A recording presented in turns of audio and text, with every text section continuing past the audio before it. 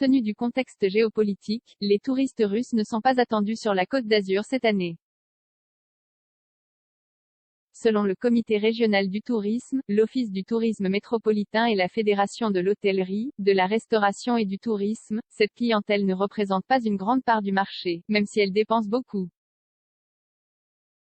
Ces professionnels du tourisme s'étaient surtout adaptés à leur absence depuis 2 ans, liée à la crise sanitaire.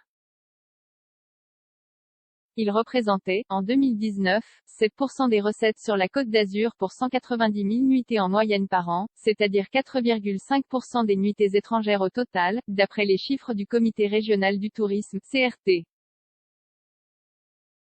Si historiquement, les touristes russes privilégient Nice, ces dernières années, ils ont aussi visité Cannes, Monaco et Antibes lors de ces séjours où 85% sont du loisir. Et même si cette clientèle symbolisait moins d'1% du trafic aérien, ce marché était porteur car c'était en majorité des jeunes qui avaient un important pouvoir d'achat, environ 200 € par jour par personne, précise Alexandra Borchio-Fontin, présidente du CRT. Elle parle au passé parce que depuis 2 ans, avec la crise sanitaire et les restrictions liées au vaccin Spoutnik, non reconnu en Europe, les Russes ont déserté la Côte d'Azur. Et avec la guerre en Ukraine et les sanctions européennes, la région risque d'être privée 1 an de plus des touristes de l'Europe de l'Est. Une perte estimée à 200 millions cette année, ce n'est pas pour autant qu'on a abandonné ce marché, on avait prévu des missions là-bas.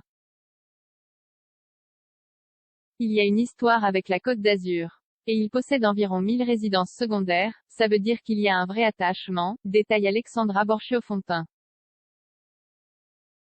La perte de cette clientèle est tout de même estimée à 200 millions d'euros cette année, pour le CRT qui espérait un rebond. Denise Anon, directeur de l'Office du tourisme métropolitain, évoque un manque de 95% par rapport à 2019 pour ce marché-là et ses 2 ans d'absence. On faisait déjà sans les Russes mais on pensait que ça reprendrait cet été. Ce public, qui reste en général une dizaine de jours, vient surtout entre juin et septembre. Le directeur de l'office n'observe alors pas de changement significatif sur les réservations. Les aider plutôt que de les attendre, pareil pour Éric Abiciera, directeur général d'hôtel et vice-président de la Fédération de l'hôtellerie, de la restauration et du tourisme Nice-Côte d'Azur.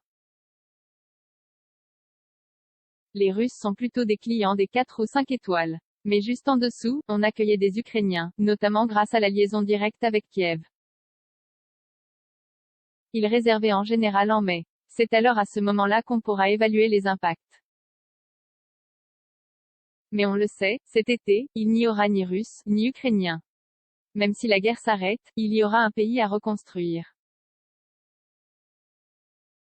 Denise Anon complète, on aurait presque préféré rester dans la crise sanitaire, où on imaginait une sortie, plutôt qu'une guerre. On ne sait pas combien de temps cela va durer et les conséquences au long terme, sur les prix des billets par exemple. Mais la préoccupation aujourd'hui, c'est plus de les aider que de les attendre.